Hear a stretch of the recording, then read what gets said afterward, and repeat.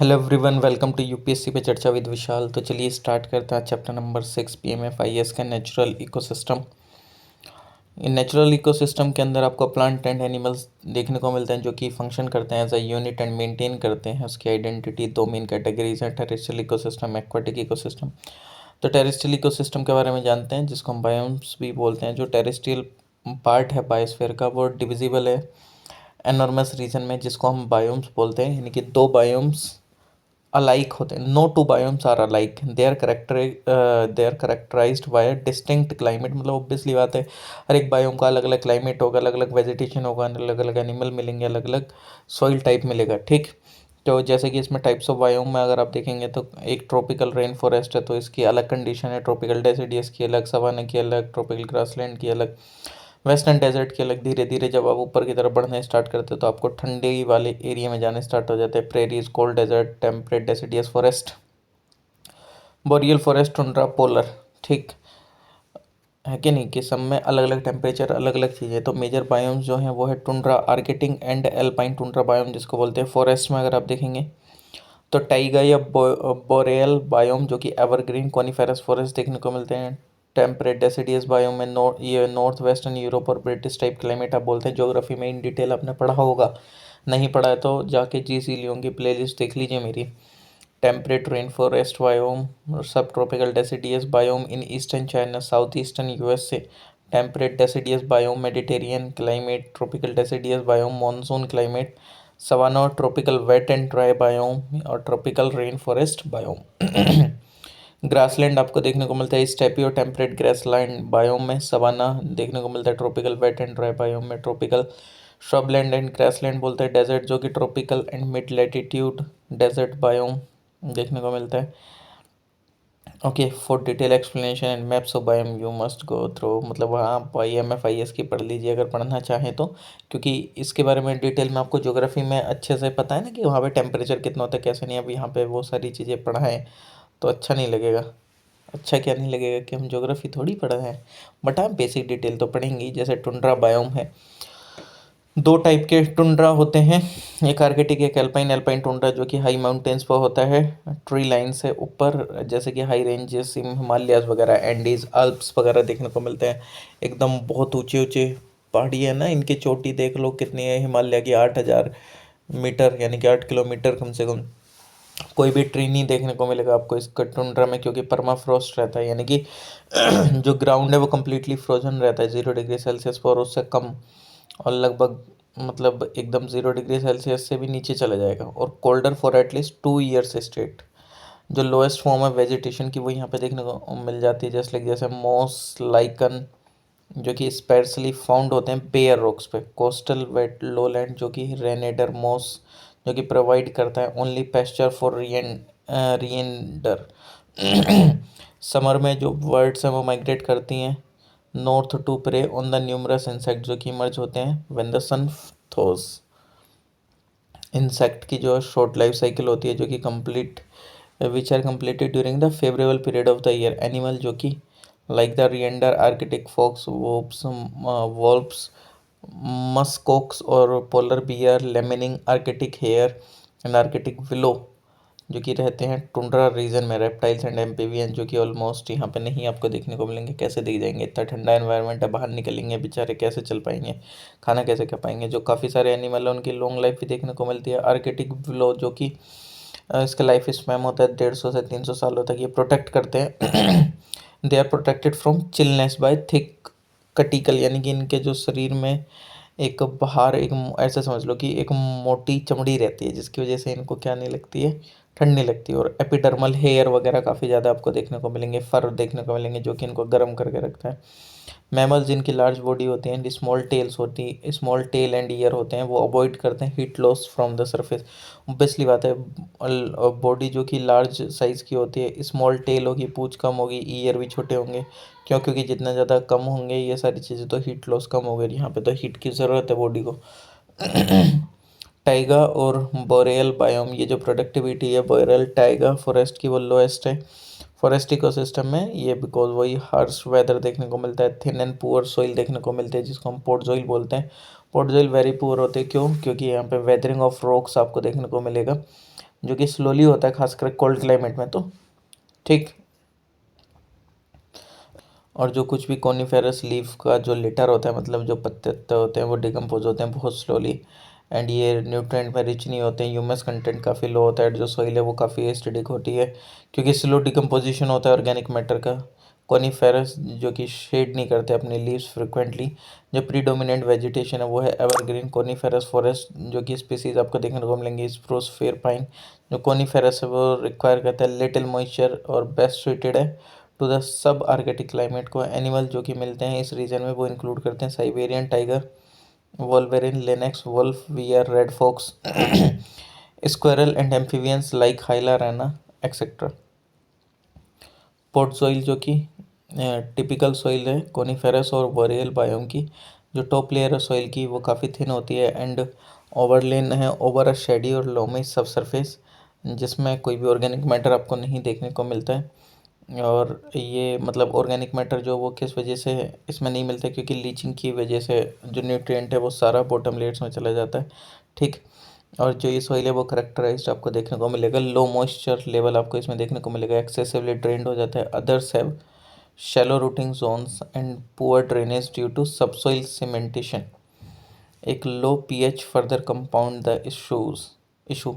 जो low pH acidic है वो ड्यू टू एक्सेसिव लीचिंग हो जाती है किसके, एल्कलीन बेसिक मैटर की, which if present would neutralise organic acid of the accumulating litter. और जो मोस्ट पॉट जॉइल्स हैं वो पुअर सॉइल है एग्रीकल्चर के लिए, ये मेनली यूज होती है ग्रेसिंग के लिए, ठीक। देखो ऐसे ऐसे हो जाती है, बर्फ़ जमा हुआ है, कहाँ ही इस पे क्या ही होगा इतना। Temperate deciduous biome, north western Europe और ब्रिटिश टाइप क्लाइमेट बोलते हैं जो सोइल है यहाँ के टेम्परेट डेसिडियस बायोम की, वो पोर्टजोलिक एंड फेयरली डीप है। जो नेचुरल वेजिटेशन है वो डेसिडियस है। जो ट्री हैं वो अपने पत्तियों को घेर देते हैं कोल्ड सीजन में, और ये जो अडप्टेशन है प्रोटेक्ट करने का अपने आप को विंटर के खिलाफ, जैसे कि बर्फ़ गिरती है, फ्रोस्ट हो जाता है, तो ये शेडिंग स्टार्ट कर देता है ऑटम में। ग्रोथ जो कि वो स्टार्ट होती है इनके स्प्रिंग में। जो कुछ कॉमन स्पीसीज है जैसे कि oak, elm, ash, birch, beech and popular.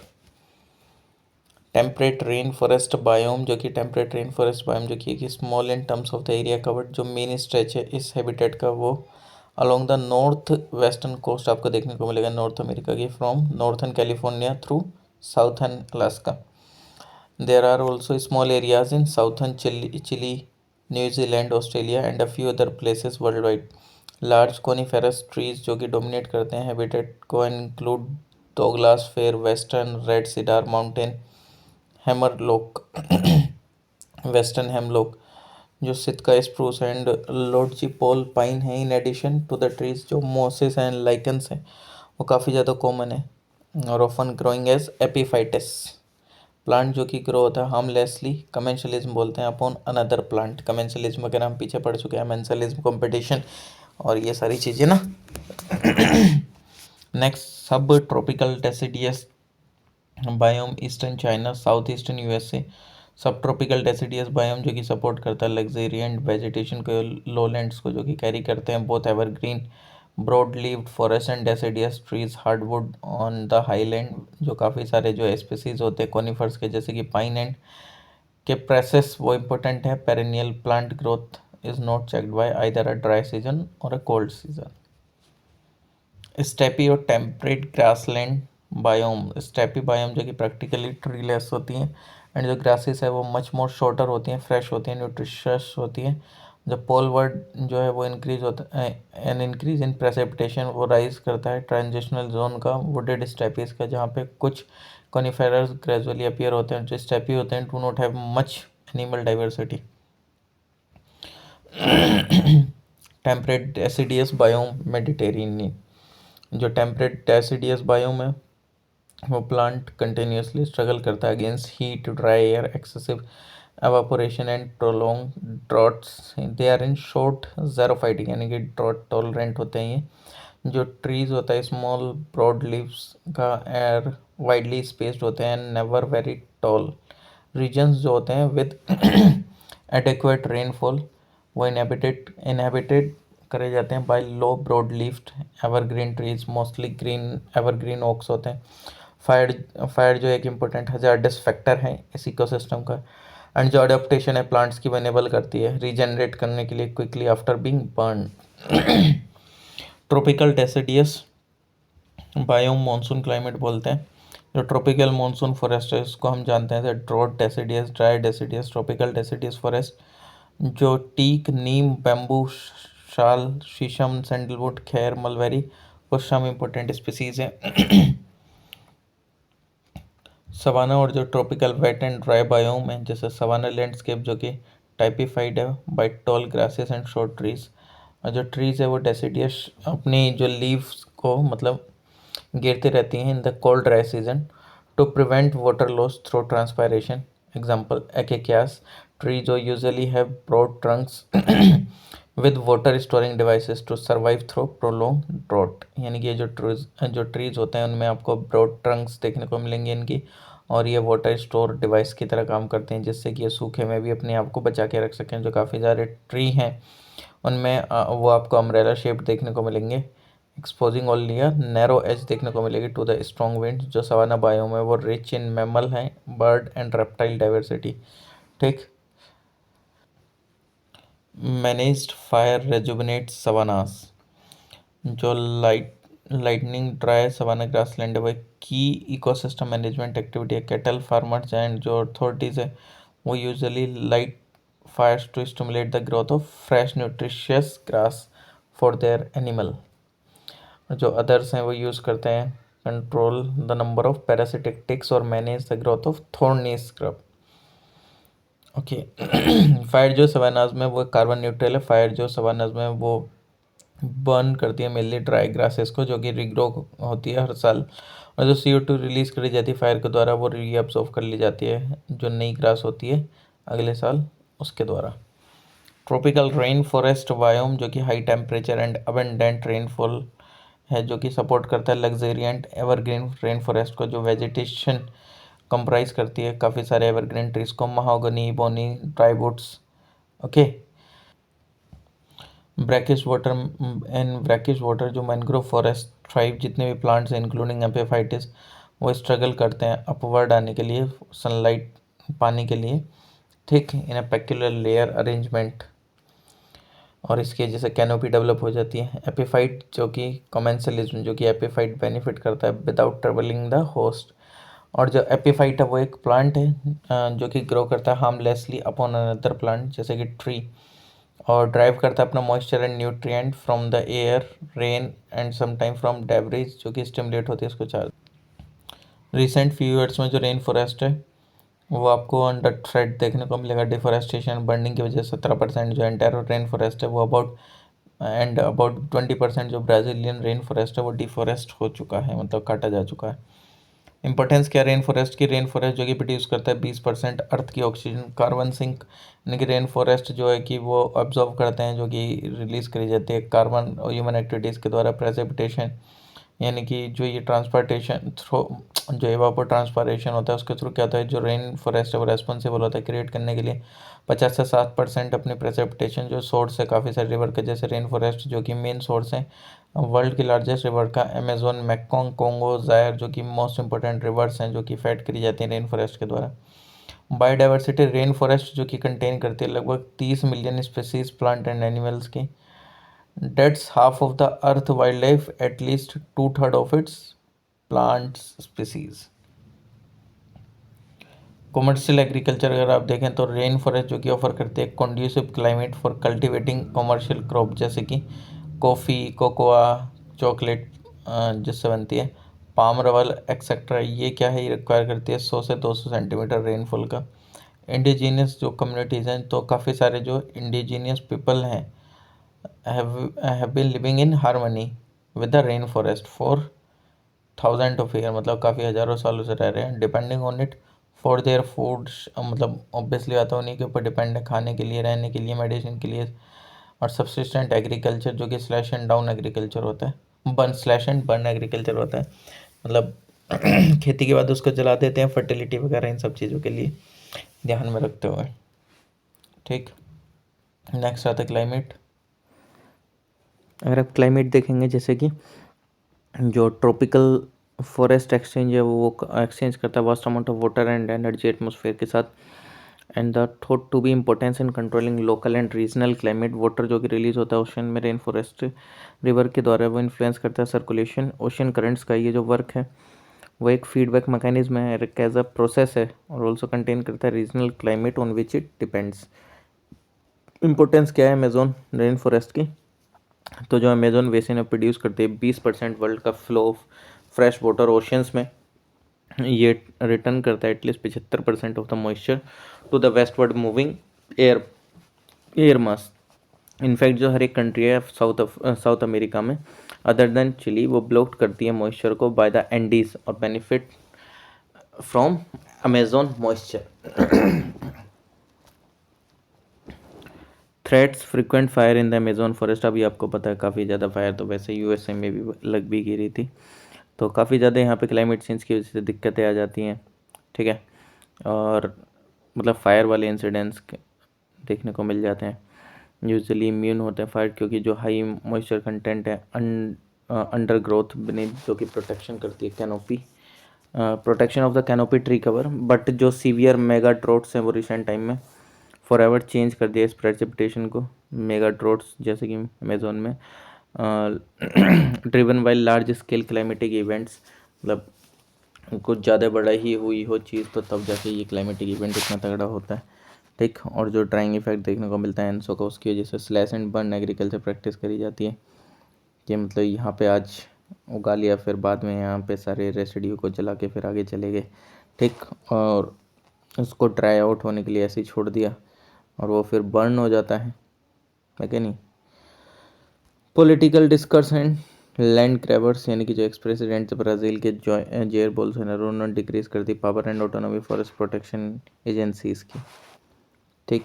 और in case of rain forest world wide तो जो most fire and set are illegally by land grabbers, जो कि क्लियर करना चाहते थे फॉरेस्ट को lumbering, cattle ranching, rubber palm and soybean cultivation के लिए, मतलब इलीगली लगाई गई कुछ तो इस तरीके से फार्म। तो how to the fires in Amazon affect the world?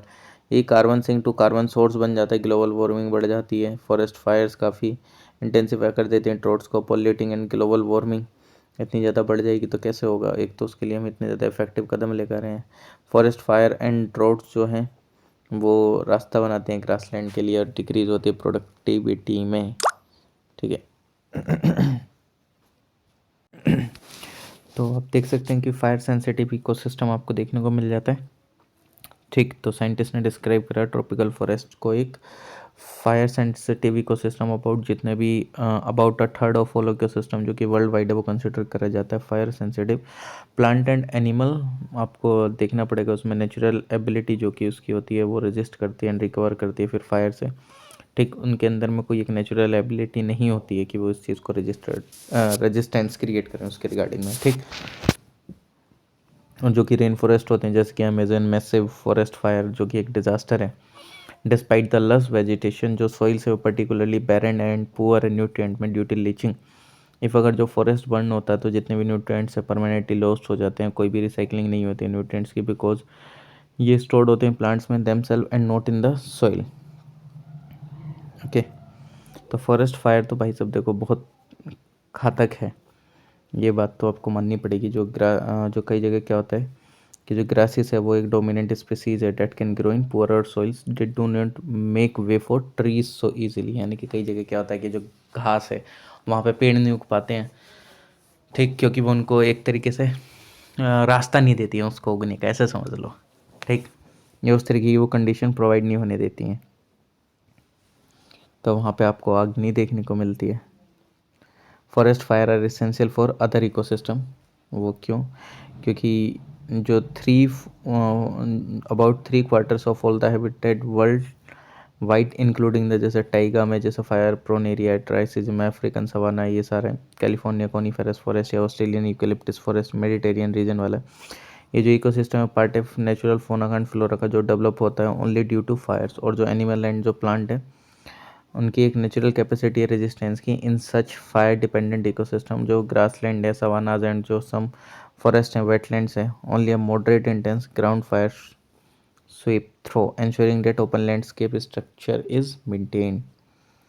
Fire give new life, fire की वजह से न्यू लाइफ मिलती है, जैसे Douglas fir conifer survive most fire thanks to its thick bark, after fire it will sprout new shoots. जो north American laws पोलो pine है वो also need the heat of the fire to open its cone and release seeds, यानी कि जो ये laws पोल pine है उसको आग की ज़रूरत होती है, ठीक है, to open its corn and seeds को निकालने के लिए ऑस्ट्रेलियन ग्रास को ज़रूरत होती है स्मोक को अपने सीड को पोट्स करने की, ठीक। तो जो फायर के बाद क्या होता है, जो यूजुअली डेंस कैनोपी है वो उसकी मतलब वो गायब हो जाती है, तो जो काफ़ी ज़्यादा सनलाइट है वो रीच होती है फॉरेस्ट फ्लोर पे, एंड जो न्यू चीज़ें हैं उनको न्यूट्रेंट वगैरह भी मिल जाता है, ठीक। तो स्मॉल फायर जो कि गुड होती हैं रेन फॉरेस्ट के लिए भी। कैटास्ट्रोफिक फॉरेस्ट फायर जो कि rare but very intense fire होती हैं, वो करेक्टरिस्टिक होती हैं बुश लैंडस्केप की या फॉरेस्ट की, कंज्यूम करते हैं ओल्ड एंड डिसीज ट्रीज को, जो कि क्रिएट करते हैं न्यू हैबिटेट्स एंड इंश्योर करते हैं कि इकोलॉजिकल रिजुविनेशन ट्री पॉपुलेशन का, ये प्रिवेंट करते हैं स्मॉल फायर्स से इस ecosystem and can have fatal consequences, ठीक। This is because of the accumulation of more combustible material, जो कि कन्वर्ट करता है हार्मलेस फायर को डिस्ट्रक्टिव वॉल्स में फ्लेम्स की। ये जो फायर से रिपीटेडली ऑकर होती है कहाँ, बोरियल फॉरेस्ट में, साइबेरियन टाइगा में एंड कैनेडियन टाइगा में फॉरेस्ट, जो कि ईस्टर्न ऑस्ट्रेलिया का एंड कैलिफोर्निया का। रिसेंट एग्जांपल 2019 से 20 का आपको देखने को मिला Australian black summer push fire, जो कि हुई थी सक्सेसिव ड्रॉट के बाद, एंड 2021 में जुलाई में वाइल्ड फायर ट्रिगर्ड हुई सीवियर हीट वेव के कारण, ठीक, नॉर्थ वेस्टर्न यूएस में एंड साउथ वेस्टर्न कनाडा में। Threat plantation boom and boom resource extraction, जो पेट्रोलियम एक्सट्रैक्शन है वो cause a great deal of destruction, किसमें, रेन फॉरेस्ट में, इक्वाडोर के एंड वेनेजुएला के। जो रेन फॉरेस्ट क्लाइमेट है वो काफ़ी फेवरेबल है कल्टीवेशन के लिए, certainly high value plantation crop. जो प्लांटेशन है वो डिस्ट्रॉय होता है nearly half of equatorial forest and continue destroy them even today, आज तक भी वो डिस्ट्रॉय कर रहा है, जो प्लांटेशन है वो आज भी डिस्ट्रॉय हुए ही जा रही है। प्लांटेशन जैसे कि पाम वाला कहाँ, मलेशिया इंडोनेशिया में, शुगर कैन ब्राज़ील में, कॉफ़ी ब्राज़ील में, रबर मलेशिया एंड इंडोनेशिया में, और कोकोआ जो कि चॉकलेट बनाने के लिए यूज़ होती है घाना नाइजीरिया में। इफेक्ट क्या है, effect of destroying rain forest, soil degradation हो जाती है, लीचिंग हो जाती है भाई, न्यूट्रिएंट्स के न्यूट्रिएंट नहीं मिल पाते हैं। जो कैनोपी प्रोटेक्ट करती है सॉइल को हैवी रेन से वो चली जाती है, ठीक। और जो ट्री की रूट्स होती हैं वो बाइंड करके रखती हैं सॉइल को एक साथ, तो वो भी पूरी तरीके से बह जाती है पानी के साथ एक तरीके से। ड्रोट्स एंड फेमाइन, अकाल पड़ जाता है ज़्यादा भाई, सूखा उखा आ जाता है, तो विदाउट रेन फॉरेस्ट कहाँ से बारिश वारिश पड़ेगी और कहाँ से फिर चीज़ें अच्छे से ग्रो वगैरह होंगी। जो कमर्शियल कल्टीवेशन है क्रॉप्स की वो भी फेल हो जाती है, ज़्यादा लंबे समय तक इस तरीके की गतिविधि चलती रहती है, तो एक्सटेंशन हो जाता है इंडिजीनियस कम्युनिटीज़ का, जो कि ऑलरेडी प्रेजेंट रहती, मतलब जो कि मतलब इंडिजीनियस थी उस एरिया की, वो भी चली जाती हैं। ओके, यूपीएससी में क्वेश्चन आया था 2013 में यूनिक कैरेक्टरिस्टिक्स को लेके इक्वेटोरियल फॉरेस्ट की जो प्रेजेंस है टॉल क्लोजली सेट ट्रीज का विद क्राउन्स, जो कि फॉर्म करते हैं कंटिन्यूस कैनोपी को एग्जिस्टेंस है लार्ज नंबर ऑफ स्पीसीज का, प्रेजेंस है न्यूमरस वेराइटीज ऑफ एपिफाइटिस का। तो बताइए इनमें से कौन से स्टेटमेंट सही है, 1 2 एंड 3, 1 एंड 3, 1 2 एंड 3। तो every single statement is correct, यानी कि तीनों स्टेटमेंट करेक्ट है। डेजर्ट बायोम में आपको देखने को मिलेगा ज़ेरोफाइटिक और ड्रोट रेजिस्टेंस प्लांट्स वगैरह, ये सारे जो कि पानी की ज़्यादा ज़रूरत नहीं होती है जिनको, जैसे कि इसमें कैक्टस हैं, थॉर्नी बुशेस है, लॉन्ग रूटेड वायरी ग्रासेस हैं, ठीक। और जो सीड्स हैं काफ़ी ग्रासेस की एंड हब्स की, उनके थिक टफ स्किन से जो कि प्रोटेक्ट करती हैं उनको, वाइल दे लाइट टॉर्मेंट, जो काफ़ी ज़्यादा जो डेजर्ट श्रब हैं उसमें आपको लॉन्ग रूट्स और well spaced out together moisture and search for ground water, जो काफ़ी ज़्यादा डेजर्ट श्रब्स हैं उनमें लॉन्ग रूट्स देखने को मिलेंगी, ठीक। और जो प्लांट्स हैं उनमें कुछ में लीव्स देखने को मिलेगी, कुछ में नहीं देखने, मतलब मिलती ही नहीं है, बहुत कम है जिनमें लीव्स देखने को मिलेंगी। वैक्सी, लेदरी, हेयरी और नीडल शेप्ड आपको देखने को मिलेंगे, जो कि वाटर लॉस इनका कम होता है ट्रांसपरेशन के थ्रू, वरना तो ज़्यादा होगा ना वाटर लॉस, ठीक है। एक्वाटिक इकोसिस्टम में वही जो पानी में रहने वाले जानवर के बारे में आप जानते हैं एक्वाटिक इकोसिस्टम में। तो एक फ्रेश वाटर इकोसिस्टम होता है, एक मैरीन वाटर इकोसिस्टम होता है। फ्रेश वाटर इकोसिस्टम जो कि जो लो सॉल्ट कंटेंट होता है, लगभग ऑलवेज लेस देन 5 ppt, उसको फ्रेश वाटर बोलते हैं। ठीक, और इसके भी दो टाइप है फ्रेश वाटर के, static still water lentic ecosystem जैसे कि पॉन्ड हो गया, lake, box, swamp. Running water lotic ecosystem बोलते हैं, spring, stream, reverse. Marine ecosystem में लगभग जो सॉल्ट कंटेंट होता है वो 35 ppt, उससे ज़्यादा का होता है। शैलो सीज और open seas. Brackish water system में 5 से 35 ppt के बीच का सॉल्ट कंटेंट होता है। Estuary, salt marches, mangrove swamp and mangrove forest. Aquatic organism है वो क्लासीफाई है on their zone of occurrence. Newstone, ये जो ऑर्गेनिज्म है वो रहते हैं at the air water interference, जो कि फ्लोटिंग प्लांट्स वगैरह हैं। पेरीफाइटन, ये जो ऑर्गेनिज्म है वो रिमेन अटैच रहते हैं स्टेम्स एंड लीव से, रूटेड प्लांट्स को और सब्सटेंसेस से, जो कि इमर्ज होते हैं off the bottom mud such as sessile algae. Plankton, जो कि माइक्रोस्कोपिक फ्लोटिंग ऑर्गेनिज्म है जैसे कि algae, plant like protist, diatoms, protozoans. ठीक, और larval forms etcetera are called plankton. ये जो ग्रुप है ये इंक्लूड करता है microscopic plant like algae, phytoplankton जो कि प्राइमरी प्रोड्यूसर है और ऑटोट्रॉप्स है, एंड एनिमल लाइक क्रोस्टेंस है, और प्रोटोजोअन्स, जूप्लैंकटन, हेट्रोट्रॉप्स। और जो लोकोमोटरी पावर है प्लैंकटन्स की वो लिमिटेड है, सो डैट जो इनका डिस्ट्रीब्यूशन है वो कंट्रोल्ड है और essentially by currents in the aquatic ecosystem. Nekton, जो कि ग्रुप कंटेन करता है पावरफुल स्विमर्स का and that can overcome water currents.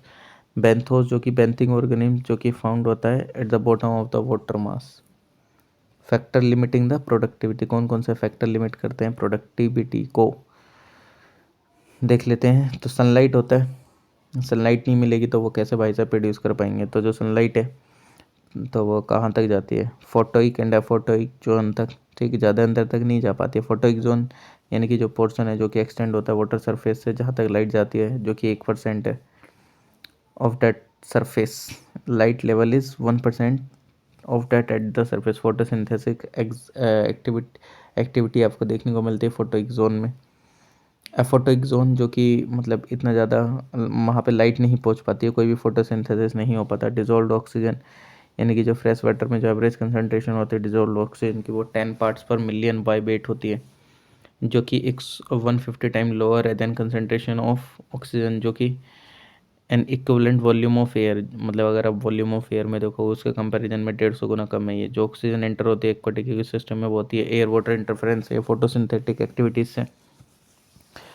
ठीक, नेक्स्ट है कि जो विंटर किल यानी कि जो आइस लेयर बन जाती है वाटर बॉडी के ऊपर वो इफेक्टिवली कट ऑफ कर देती है लाइट का। फोटोसिंथेसिस नहीं हो पाता है, रेस्पिरेशन कंटिन्यू रहता है in such a water body. If the water body is shallow तो डिजोल्व ऑक्सीजन है वो डिप्लीट होने लगती है एंड जो फिश है वो मरने लगती है। इस कंडीशन को विंटर किल बोलते हैं। और ग्लोबल वार्मिंग की वजह से impact of global warming on dissolve oxygen, तो जो क्या होता है कि जो अमाउंट है डिजोल्व ऑक्सीजन का रिटेन होता है वाटर में, जो कि इन्फ्लुएंस होता है टेम्परेचर से। ऑक्सीजन लोग लेस सोल्यूबल है वार्म वाटर में। वार्म वाटर एनहेंस करता है डिकम्पोजर एक्टिविटी को और देयरफॉर जो एक टेम्परेचर है इंक्रीज होता है वाटर बॉडी में। ग्लोबल वार्मिंग की वजह से वो इंक्रीज करता है रेट जिस पर जो ऑक्सीजन डिप्लीटेड होती है वाटर में, और जिस टेम्परेचर डिसॉल्व ऑक्सीजन है वो लेवल फॉल होता है बिलो 3 से 5 ppm, और काफ़ी aquatic organism are likely to die. Temperature, जो कि नैरो टेम्परेचर आपको टॉलरेंट लिमिट, यानी कि ये even small changes in water are great threat to the survival of aquatic organism. यानी कि अगर थोड़ा मोड़ा भी चेंज होता है टेम्परेचर में तो उससे भी काफ़ी ज़्यादा इफेक्ट पड़ता है एक्वाटिक ऑर्गेनिज्म पे। Natural ecosystem services and goods. Ecosystem services जो कि डाइवर्स बेनिफिट होते हैं जो कि प्रोवाइड करते हैं ह्यूमंस को by the natural environment and from healthy ecosystem. Ecosystem goods जो कि रेफर करते हैं नेचुरल प्रोडक्ट को जो कि हार्वेस्ट करे जाते हैं ह्यूमंस के द्वारा फ्रॉम द एनवायरनमेंट, जैसे कि such as wild fruit, nuts, forest, timber, game, natural fibre and medicine and so on. जो इकोसिस्टम सर्विस है वो ग्रुप्ड है under the following broad categories: cultural, tourism, recreation, provision जैसे food, drinking water, genetic resources वगैरह। Economic में crops, raw material वगैरह हो गया। रेगुलेटिंग में carbon sequestration, decomposition, detoxification type. ठीक, इकोलॉजिकल में न्यूट्रिएंट साइक्लिंग या ब्रेकडाउन होना पोल्यूटेंट्स वगैरह का।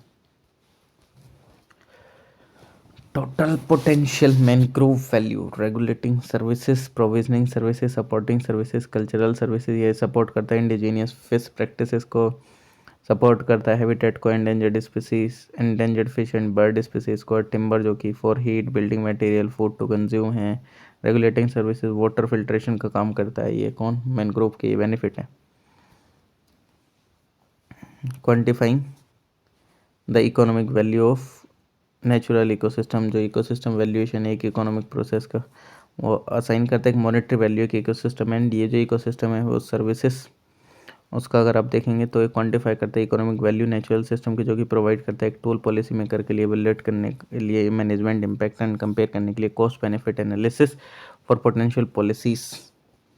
एक टैब करके है जैसे the economics of ecosystem and biodiversity, ये स्टडी होस्ट करी गई थी यूएनईपी के द्वारा, जो कि लेड करा गया इंडियन एनवायरमेंटलिस्ट पवन सुखदेव के द्वारा, जिसका ऑब्जेक्टिव क्या था? इस्टेब्लिश करने global standard natural capital accounting के लिए अकाउंटिंग के लिए main stream the value of biodiversity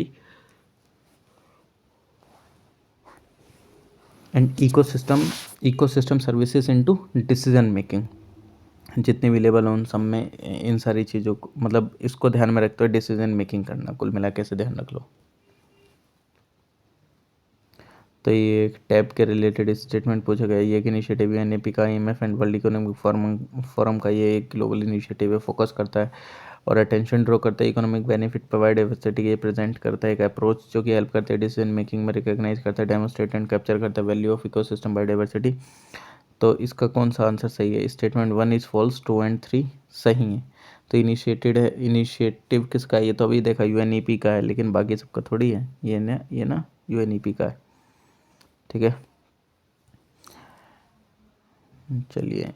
payment for ecosystem service, यानी कि वही एक जो हिमालयन स्टेट है वो डिमांड करते हैं ग्रीन बोनस, कि उनको आप क्रिटिकल इकोसिस्टम इंटैक्ट रखेंगे।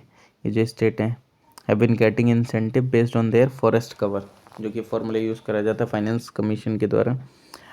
ये शॉर्ट ऑफ इंसेंटिव, जिसको पेमेंट फॉर इकोसिस्टम सर्विस बोलते हैं, कि merging global demand to conserve forest system, यानी कि 13th कमीशन में 5,000 करोड़ रुपए दिए गए तो state based on the area under forest cover, मतलब कितना फॉरेस्ट कवर है और कितने कैनोपी डेंसिटी है उसके बेसिस पे ये आपको पैसा दिया जाता है, ऐसे समझ लो उसको, रख रखाव के लिए। Ecological service offered by the Himalayan state जो कि have a forest in around 41.5% geographical area, और जो थर्ड कंट्री का forest cover, a third of the country's forest cover according to the national mission for sustaining Himalayan ecosystem. लगभग 94,300 crore per year खर्च होते हैं। ठीक, और कार्बन, हिमालयन जो है वो इंडिया का मेजर कार्बन सिंक है।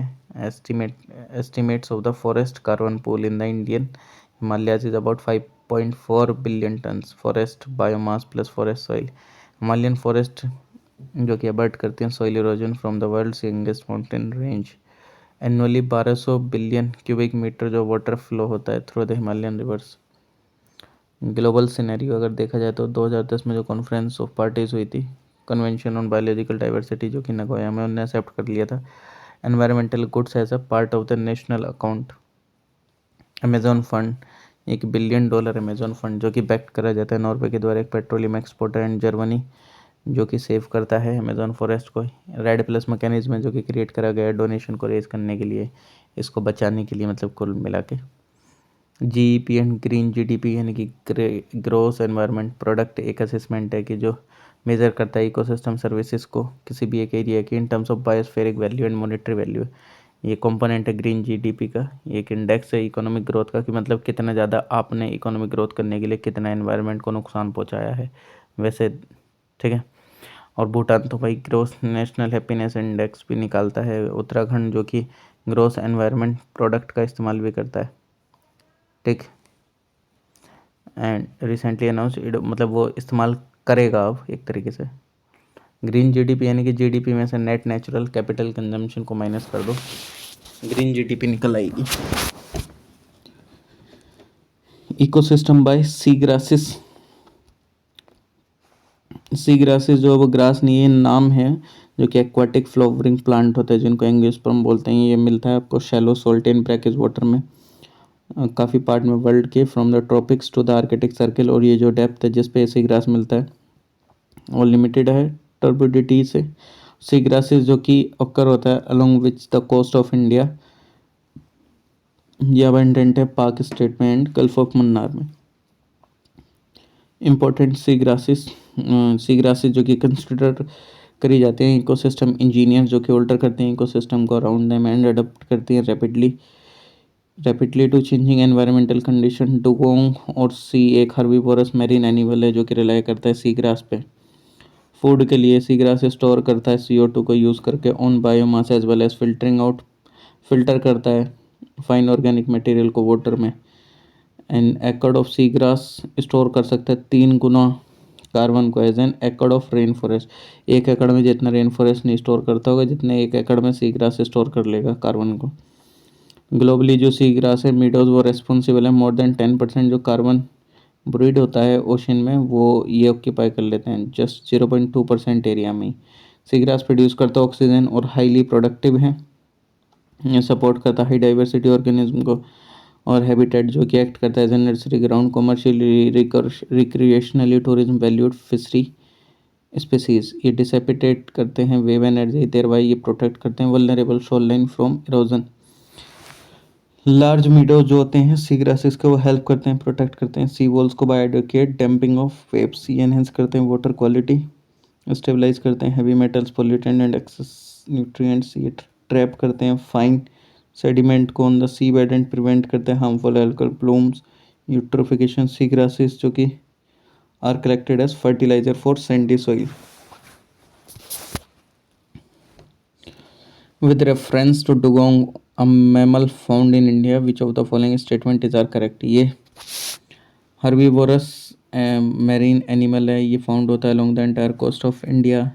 इसको दिया गया legal protection under schedule 1 wild life protection act 1972। 1 and 2, 2 only, 1 and 3, 3 only. तो आपको मैं बताऊँगा इसका आंसर है 1 and 3 ओनली, दूसरा वाला गलत है। डुगोंग जो कि एक हर्बीवोरस एनिमल है, ये अभी बताया मैंने, सी ग्रास पे ही डिपेंड करता है, एक्वाटिक एनिमल है। ठीक, कहाँ मिलता है? गल्फ ऑफ मन्नार में, पाक स्टेट में, वेस्ट कोस्ट में। वाइल्ड लाइफ प्रोटेक्शन एक्ट 1972 में एंडेंजर्ड कैटेगरी में है, शेड्यूल 1 में है। ठीक, ओके। और कुछ और wild life protection, okay sorry, ये वाइल्ड लाइफ प्रोटेक्शन एक्ट के बारे में बता रखा है। ये शेड्यूल 1 में एंडेंजर्ड वाली आएंगी, जो हंटिंग स्पीसीज़ हैं वो रेगुलेट होंगी शेड्यूल 2 में, और जो big game schedule 3 and small game schedule 4 में रेगुलेट होंगे थ्रू लाइसेंसिंग। कुछ स्पीसीज़ को क्लासिफाइड करा गया था बर्मिन शेड्यूल 5 में, may be hunted without restriction. अब बताओ इसमें क्या चेंज हुआ है वाइल्ड लाइफ प्रोटेक्शन एक्ट में, आप बता सकते हैं? ये आपके ऊपर मैं छोड़ता हूँ, बताओ ये चेंज हुआ वाला है या नहीं। जो वाइल्ड लाइफ प्रोटेक्शन एक्ट में अब कितने शेड्यूल हैं और ये जब की एक्सप्लेनेशन है, ये क्या इसमें न्यू वाले प्रोविज़न इंक्लूडेड है कि नहीं है? कमेंट सेक्शन में कमेंट कर देना, देखते हैं कि आपने कितना करंट अफेयर पढ़ा है। Threat faced by sea grass, वही कि ग्रेजिंग स्टॉर्म्स, डेसिकेशन, ये ह्यूमन से यूट्रोफिकेशन वगैरह, ये सारी चीज़ें। यूट्रोफिकेशन क्या है कि एक्सेसिव इनपुट हो जाता है न्यूट्रिएंट का, नाइट्रोजन फॉस्फोरस वगैरह का, डायरेक्टली टॉक्सिक कर देती सी ग्रासेस को, ये स्टिमुलेट कर देते ग्रोथ को epiphytic and free floating macro and micro algae की। मैक्रो एल्गे जो कि न्यूसेंस स्पीसीज होते हैं, ये फॉर्म करते हैं थिक अनमैच्ड मैट्स और एपिफाइटिस ओवर सी ग्रास लेवल, ये इंक्रीज कर देते हैं टर्बिडिटी, रिड्यूस कर देते हैं फोटोसिंथेसिस। सी ग्रास की ऑटोट्रॉप्स जो होते हैं वेंथिक जो कि बॉटम में होता है, माइक्रो एल्गे जो कि होता है उसमें लो कार्बन नाइट्रोजन कंटेंट आपको देखने को मिलेगा, डिकम्पोजिशन हो जाता है, स्टिमुलेट कर देते हैं ये बैक्टीरियल एक्टिविटी, और leading to sediments resuspension and further increase होता है वाटर टर्बिडिटी में। डीके होता है sea grasses leaves and algal fuel का जो कि इंक्रीज करते हैं एल्गल ब्लूम्स। एल्गे स्टार्ट करता है डोमिनेट करना सी ग्रासेस का, यूट्रिफिकेशन इवेंचुअली लीड करता है क्या? Anoxic deficient in oxygen condition for the sea grass and other organisms.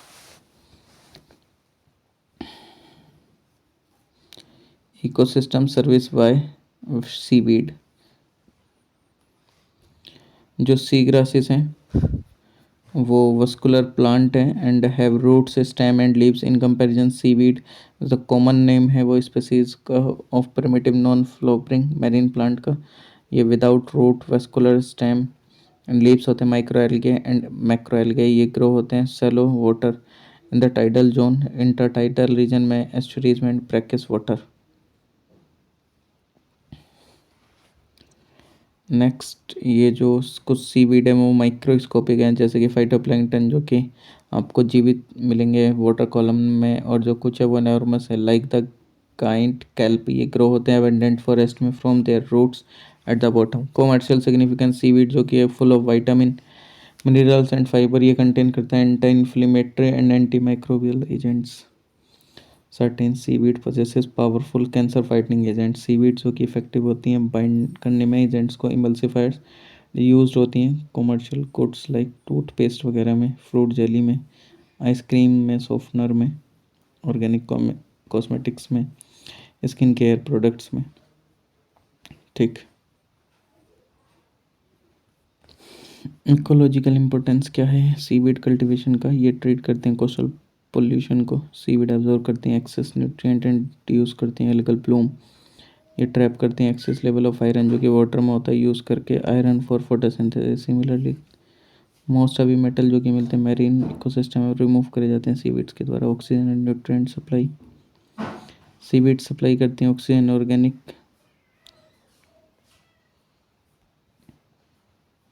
Seaweed supply करते हैं ऑक्सीजन और organic nutrient to the marine life forms large feeds. Seaweeds form dense under water forest जिसको हम कैल forest भी बोलते हैं, जो कि एक्ट करता है as under water nurseries for fish and other life forms. Oxygen ocean macro algal afforestation. Seaweed exhibit करती हैं highest photosynthetic efficiency moist condition की वजह से। ये कंट्रीब्यूट करती हैं अबाउट लगभग 50% of all photosynthesis. And seaweed farming जो एक आइडियल प्रोस्पेक्ट है for ocean macro algal afforestation. Ocean afforestation जो कि एक पोटेंशियल है रिड्यूस करने के लिए atmospheric carbon dioxide concentration through expand करके नेचुरल पॉल्यूशन को। मैक्रो एल्गे सीवीड जो कि एब्जॉर्ब करता है carbon dioxide. Seaweed can then be harvested to produce biomethane by anaerobic digestion. ये यूज़ करे जाते हैं एज अ फर्टिलाइजर एक्वाकल्चर में। मीथेन एमिशन जो कि फ्रॉम कैटल में भी रिड्यूस सब्सटेंशियली इफ़ अगर सीवीड जो कि यूज़ करी जाए as a feed. Seaweed can be very helpful in combating beach erosion. Seaweed cultivation potential in India. India जो कि among the 12 mega biodiversity nation in the world, ये एक exclusive economic zone है। 2.17 million kilometre square का Indian coast line with its different coastal ecosystem support करता है लग्जरेंट growth diverse seaweed population की and having considerable economic importance. About लगभग 844 seaweed species हैं जो कि रिपोर्ट करी जाती हैं इंडिया से, जिसकी coast line 7,500 kilometre on the west coast specially in Gujarat. Abundant resources जो कि प्रेजेंट है इंटरटाइडल एंड सबटाइडल रीजन में। ये जो रिसोर्सेज हैं वो ग्रेट पोटेंशियल है डेवलपमेंट का। Seaweed based industries in India. और जो तमिलनाडु है gulf of Mannar and Pulicat जो कि गुजरात कोस्ट में, Lakshadweep, Andaman and Nicobar island and lake Chilka Orissa जो कि अबंडेंट है सीवीड में। Rich seaweed beds also found around Mumbai, Ratnagiri, Goa, Karwar, Varkala, Vizhinjam, lake Chilika, Orissa, यहाँ पे आपको मिल जाएंगे। चैलेंजेस क्या सीवीड हार्वेस्टिंग के भारत में? ये सीवीड कल्टीवेशन जो कि अनपॉपुलर है, लेबर शॉर्टेज है during the paddy harvesting and transplanting season की वजह से। लाइवलीहुड सिक्योरिटी नहीं है due to low wages and wet weather. Technology नहीं है जो इम्प्रूव कर सके प्रोसेस प्रोडक्ट को। Lack of information on new and alternative source of raw material. Risky है जो कि कलेक्टेड होती है from depth of more than 25 to 30 feet। Over exploitation, while India has a rich source of seaweed varieties, but we have focused only on harvesting and not cultivation। इसकी वजह से over exploitation होता है, less market demand है, lack of awareness है health benefits के regarding, और act करती है as a hindrance to nutrition transition among the population. तो चलिए अब नेक्स्ट चैप्टर स्टार्ट करेंगे नेक्स्ट वीडियो में। Thank you everyone, bye, take care. मिलते हैं अगले लेक्चर में वेटलैंड इकोसिस्टम के साथ। Please like share comment and subscribe.